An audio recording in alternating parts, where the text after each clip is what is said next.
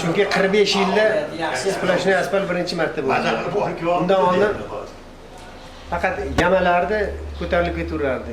Surat tekislab zamonaviy holda asfalt qilindi 2,5 kilometr. Juda chiroyli bo'ldi. Prezidentimizga rahmat.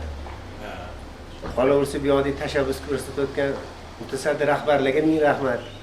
Mahalla juda ham minnatdor. Mahalla juda minnatdor va xalq rozi. Xalq juda ham minnatdor bo'ladi. Chunki juda yo'limiz yomon bo'lib ketgan edi. Mana hozir o'tgan yildan buyog'iga 160 ta istalba keldi, 20 tasi yerda turibdi. Shuni 20 tani eksa ikkita ko'chaga. Hamma butun mahallamiz beton istalba bo'ladi. Yog'och istalbadan bironta qolmaydi.